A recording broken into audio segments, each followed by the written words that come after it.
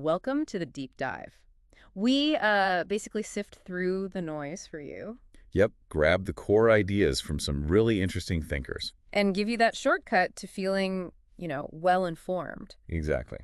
So today we are navigating the, let's say, often murky waters of romantic relationships. hmm We're looking at a conversation between Matthew Hussey and Mel Robbins. Right, focusing on these four levels, they talk about how a connection can move through different stages. And if you've ever felt a bit lost, maybe unsure where you stand with someone, Or just wanted a clearer map, really, for building something strong. then yeah, this should be really helpful. We're going to break down their framework step by step and maybe get ready for a few aha moments along the way. Yeah, I think it offers some real clarity because, let's face it, we often just stumble through relationships, don't we? Totally. Without really knowing what stage we're in. Right.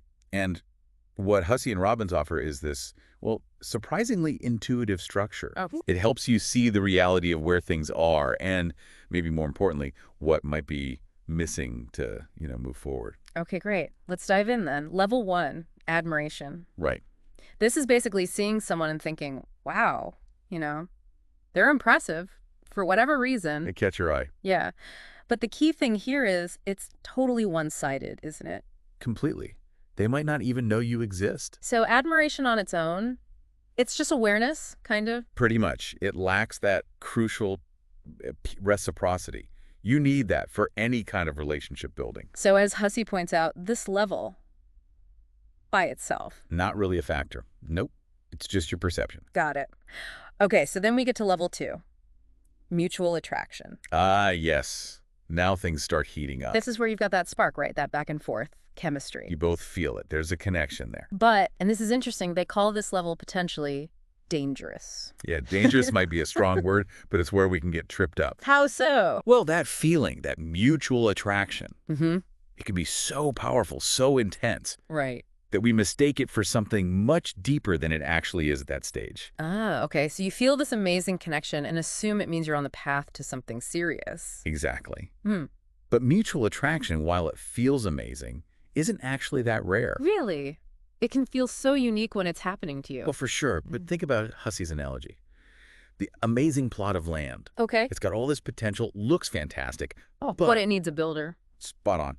It needs someone, or rather two someones, to actually build something on it. That Yes. initial feeling, that spark, doesn't automatically mean anyone's ready to pick up a hammer, so to speak. Okay, that makes a lot of sense. So you have the sparks, the great vibes, but it doesn't guarantee commitment. Not at all. Which brings us, I guess, right to level 3, commitment. This feels like the real turning point. It absolutely is. Yeah. Level 3 is the crucial difference maker. Because this is where people actually choose each other. Yes. Actively choose. It's a conscious decision. Okay, let's build something together. So it's moving beyond just having a good time, that shared experience of level 2. Exactly. Level 2 is an experience. Level 3 is creation. You're intentionally building a shared life. And wow, this just shines a spotlight on those situations you hear about all the time, right? Like what? Like, oh, this person's amazing, the connection is unreal, but And they don't want a relationship. Yeah, that but is huge. It's the gap between level 2 and level 3. precisely. And Hussey's castle analogy fits well here, too. The castle. Yeah, commitment is like building a castle together. It's the shared work, the history you build, the inside jokes, the struggles you overcome. All the things that make your relationship unique. Exactly. It's the two of you being those builders. Hmm. But the pain comes when one person is sweating, laying bricks, Yeah. and the other person is just, enjoying the view from that plot of land, still just seeking the experience. Ouch. Yeah, I think many people listening might recognize that feeling of being the only builder. It's tough. So, okay, this leads to the million-dollar question. How do you bridge that gap?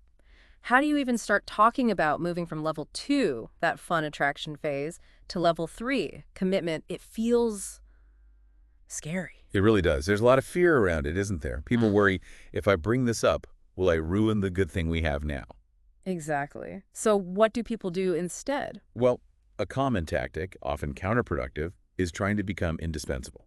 Like, if I'm just amazing enough, helpful enough, present enough. Then surely they'll realize they want to commit without actually having the conversation. But that rarely works out smoothly, does it? You just end up feeling kind of used, maybe, Mm. or resentful. Often, yeah. You invest so much time, so much energy. There's still no clarity. Which is why Hussey says, all great relationships, they're forged in the crucible of hard conversations. Okay, hard conversations. That sounds intense. Does it mean arguments? Not necessarily. A hard conversation is simply the one you're afraid to have. Ah, the one you're avoiding. Exactly. It's Yeah. about seeking clarity, finding out if you're both actually heading in the same direction. So how do you phrase it? What's a practical way to bring it up? Well, Hussey gives a really good example. It's less about demanding commitment and more about stating your own investment. Okay. Something along the lines of, hey, I've realized I'm putting a significant amount of my time and energy here. Right. Like an amount I wouldn't invest if I thought we were still just casually seeing other people, or if this wasn't heading somewhere meaningful for me. I just wanted to check in and see if we're, on the same page about that. What I like about that is it's not needy, is it? It's not, do you like me? How much? Exactly. It reframes it. You're not asking for validation. You're stating the value of your own resources, Yeah. your time, your energy. Right. And you're checking for alignment. You want to ensure you're investing those valuable resources wisely in something that matches your goals. It's about owning your desires, your standards. Yes. And as Mel Robbins points out, even if their answer isn't what you hoped for, say they're not on the same page, Yeah. your response still comes from that place of self-respect. Yeah. Okay, I hear you. That's good to know. It means I need to adjust how I'm investing my energy because I am looking for something where we both want the same thing. No drama, no blame, just, okay, this isn't aligned, so I need to redirect my energy. Wow, that's powerful. It really is. It avoids that buildup of resentment. Okay, so let's say you have the conversation. You find alignment. You're both committed. Are we there yet? Not quite. There's still level 4, compatibility.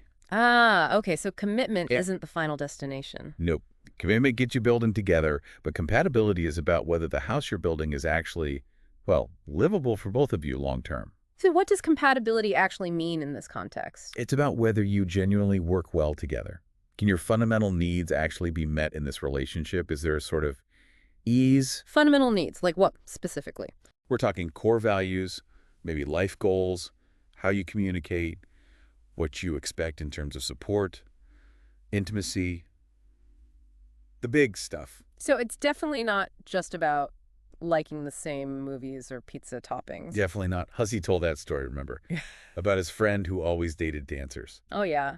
But ended up happy with someone totally different, right? Exactly. Someone who wasn't coordinated at all. Shared interests are nice, sure, but real compatibility runs much deeper. It's about how you handle disagreements, how you support each other. Can you be yourselves? That's a big one. Without constantly feeling like you're walking on eggshells. Mel Robbins described it as that feeling where things just click. Yeah, where you're not constantly irritated by small things. She said she realized with her husband she could be exactly who I am and exactly who I'm not. That sounds like real ease. That's it, that lack of constant friction. If everything feels like a battle, from tiny decisions to big ones, even if you're committed, that might be a sign of incompatibility. This whole framework, levels 1 through 4, really seems to circle back to knowing yourself first, doesn't it? Absolutely. Knowing what you truly need, what your non-negotiables are. Which brings us to something they both stressed, self-love as the foundation for all of this. Yes, bedrock. Hussey put it so powerfully. He said something like, self-love means you value yourself too much. To allow someone into your life if what you fundamentally desire is something they are incapable of providing. Wow. Right. It's about setting those standards based on your core needs and not compromising on them. And Robbins framed it as a responsibility, didn't she? Yeah, like a job. She said, you are the only one who has the responsibility of taking care of this one human being, meaning yourself. It's not just a warm, fuzzy feeling, it's an active stance. Exactly. And when you see it like that, it's your job to care for yourself. Then it becomes obvious why you wouldn't tolerate being treated poorly or being stuck in limbo. Precisely. It makes those standards non-negotiable. Why would you let someone mess with the well-being of the one person you're fundamentally responsible for? That perspective changes things. Okay, so knowing yourself, having standards, this also connects to another big pitfall they discuss. Which one? The danger zone of trying to change your partner. Ah, yes. The fixer-upper approach to relationships. We see it all the time, believing you can mold someone into the partner you want them to be. And, newsflash, it almost never works. Both Hussey and Robbins were really clear on that. Hussey called it the one-day wager, right? Yeah, betting that someone will fundamentally change who they are without any real evidence they want to or are trying to, it's a massive gamble. And probably a losing one. I mean, think about how hard it is to change yourself. Exactly. Hussey's quote on that was spot on. If you realize how tough it is to change your own habits, you see how unrealistic it is to expect to change someone else. Change can happen, obviously. Sure, but it needs to come from them. It usually takes real desire, hard conversations, sustained effort from the person themselves. You can't force it? Nope. Relying on someone's future potential instead of who they are now. Yeah. That's usually a recipe for disappointment. So it loops back again. Have your standards from the start. Know what's acceptable now, not what might be acceptable if they change someday. Exactly. Don't bet on a transformation that might never come. Okay. So wrapping up this deep dive then, we've journeyed through Matthew Hussey's 4 levels. Admiration, Mutual attraction commitment. and compatibility. It's a really practical framework, I think. Helps you make sense of relationship dynamics. Yeah, for sure. And the big takeaway for you, listening, it seems to be about self-awareness first. Knowing what you need, Mhm. and then having the courage, really, to communicate. To have those necessary conversations, especially around commitment. And finally, being honest about whether there's true long-term compatibility. Does it work? Is there that ease? Right. So here's something maybe to leave you thinking about. Okay. Look at your own relationships, past or present. Which of these 4 levels feels most resonant right now or stands out from your past? Good question. And based on everything we've talked about today, what's maybe one small thing, one single action you could take to better honor your own needs and well-being in how you approach relationships? Just one small step based on these ideas. Something to mull over.